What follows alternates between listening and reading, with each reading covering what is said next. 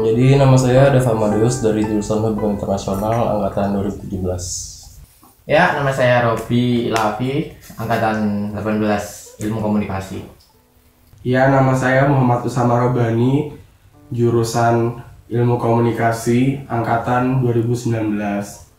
Nama saya Diba Putri Ramadhani, angkatan 19 dari jurusan Administrasi Publik. Nama saya Almer Amar, Prodi Hubungan Internasional angkatan 19. Nama saya Muhammad Lutfi Abdurrahman, saya mahasiswa Ilmu Komunikasi angkatan 2019. Nama saya Bambika Fatan Kusuma, saya dari angkatan 19 dari jurusan Administrasi Publik. Nama saya Danang Pamungkas, mahasiswa Ilmu Komunikasi angkatan 2019. Ya, perkenalkan nama saya Erlangga dari jurusan Hubungan Internasional angkatan 2019.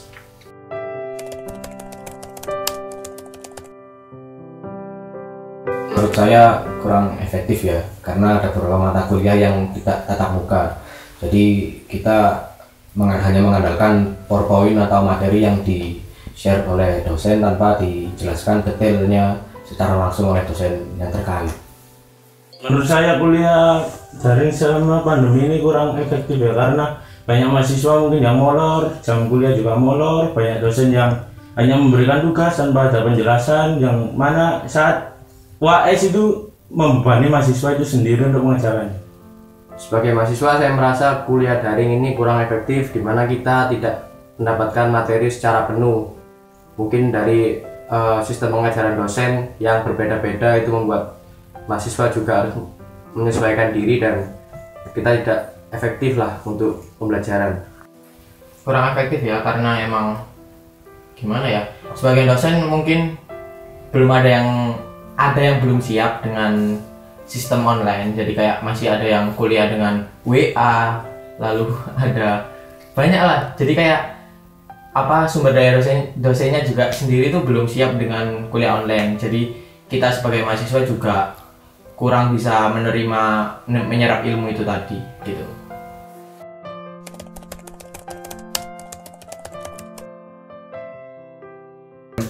Nah, ini kan yang agak susah itu ya, biasanya kita dipermudahkan sama kelas, ada wifi dan lain-lain, terus digantikan sama kuota yang pas-pasan. Saya rasa ya, cuman beberapa giga per bulan. Padahal kan kalau video meeting itu 1 jam itu bisa 1 giga.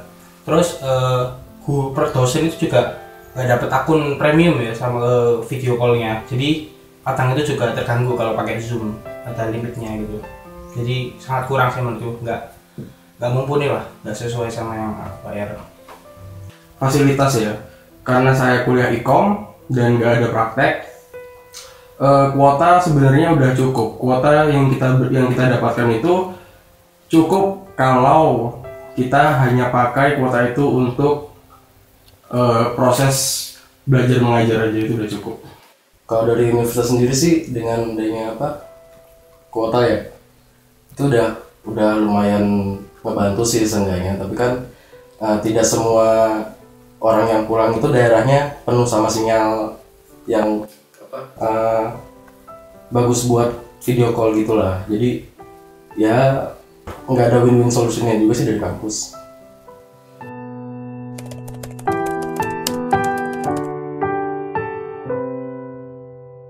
Terdampak lah pastinya. Kayaknya semua orang terdampak ya sama pandemi ini.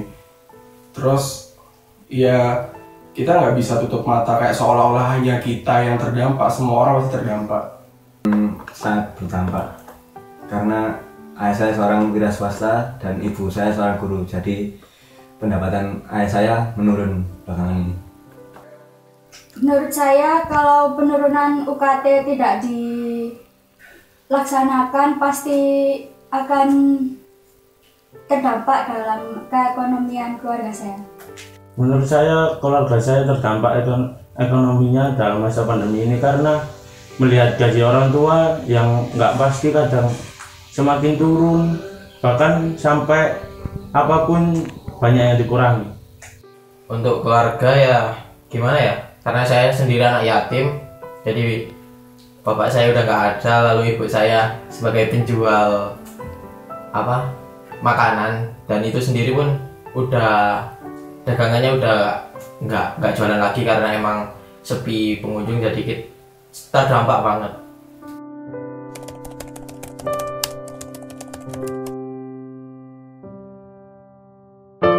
Ya saya berharapnya seperti itu sih, karena sampai detik ini saya masih belum mendapat apa dampak dari ini apa Permendikbud tersebut.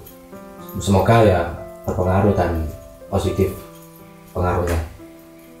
Ya, dengan adanya Permendikbud 25 2020 ini adalah salah satu langkah dari Kementerian untuk membantu ekonomi daripada masyarakat, terutama bagi kalangan-kalangan menengah ke bawah. Tapi ini juga harus dilakukan secara universal, karena setahu yang saya baca itu baru beberapa universitas saja yang menerapkan itu. Mungkin bisa jadi sih itu solusi. Jadi kita, soalnya kan kita juga nggak menikmati fasilitas yang seharusnya kita dapatkan. Kayak kita mungkin UKT 6 juta untuk listrik, untuk AC dan lain-lain itu kita nggak dapatkan, jadi mungkin bisa diturunin lagi. Kalau dilihat dari tadi yang sempat baca itu, poin pertama kalau nggak salah itu cuma membantu ke orang yang terkena dampak dari COVID-19 aja sih, padahal kan katanya tuh kita semua ini itu dalam satu masalah yang sama, tapi beda kemampuan ekonomi untuk menanggapi masalah ini. Jadi kayaknya kurang tepat sih kalau buat pendidikan, apalagi buat kampus.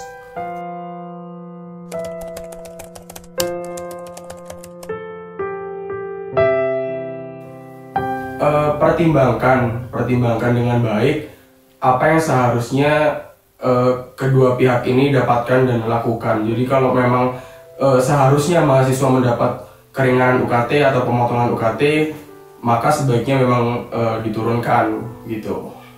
Ya tuntutan mungkin tuntutan semua mahasiswa di Indonesia jelas harusnya ada pemotongan UKT kan, dan itu nggak pilih-pilih harusnya semuanya. Soalnya kenapa? Kalau misalnya pilih-pilih, kita juga harus ngomongin operasional kampus kan. Buka aja operasional kampus itu gimana, keluar berapa semester ini, berapa, kan juga nggak mungkin sebesar biasanya kan, yang pakai listrik, pakai air dan lain-lain, yang pakai tukang pembersih dan lain-lain kan juga sebesar itu. Makanya kita juga harus ya saya harap sih memperlakukan pemotongan UKT universal, semuanya harus dipotong. Itu aja sih. Soalnya nggak adil juga kalau misalnya kita lihat golongan dan harus mengajukan kayak apa ya, kayak betal-betal kan, padahal semuanya terdampak kan disini. Ya semoga dari pihak universitas bisa menjalankan dan melaksanakan Permendikbud itu dengan sebaik-baiknya, dengan menjalankan sesuai apa yang ada di dalam Permendikbud itu. Jadi bisa meringankan lah beban dari mahasiswa ini. Itu sih.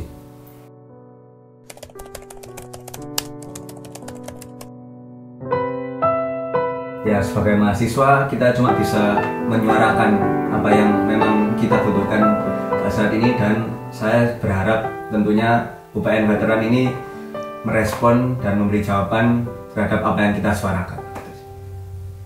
Jika memang nanti penurunan UKT tidak digubris oleh pihak rektorat, di mana kondisi sekarang juga semakin ekonomi semakin menurun, ditambah juga sudah adanya Permendikbud, ketika itu tidak digubris, maka saya rasa mahasiswa sebagai agen perubahan harus melakukan sebuah gerakan di mana menuntut hak-haknya untuk dipenuhi oleh pihak UPN Veteran Jawa Timur. Karena kita sebagai mahasiswa adalah agen pembaruan masyarakat, jadi kita harus melakukan tindakan lah. Jadi mungkin udah ada tindakan seperti hashtag di Twitter tentang Nadiem kalian kemana dan lain-lain. Jadi itu adalah suatu bentuk protes mahasiswa terhadap pemerintah. Jadi kita cuma bisa mendukung dan menyuarakan. Saya pribadi pertama pasti kecewa, soalnya berarti rektorat dan pembuat kebijakan ini tidak memperhatikan masa depan pemimpin bangsa, calon pemimpin bangsa ini kan. Mahasiswa sebagai future leader ini kan juga harus diperhatikan. Maksudnya saya juga nggak mau perlakuan spesial, cuman perlakuan adil lah. Apakah adil UKT yang saya bayar sekarang tuh jutaan-jutaan rupiah ini dengan apa yang saya dapatkan kuota 50.000? Itu aja sih. Kan udah biasa ngadu gubris sama kampus.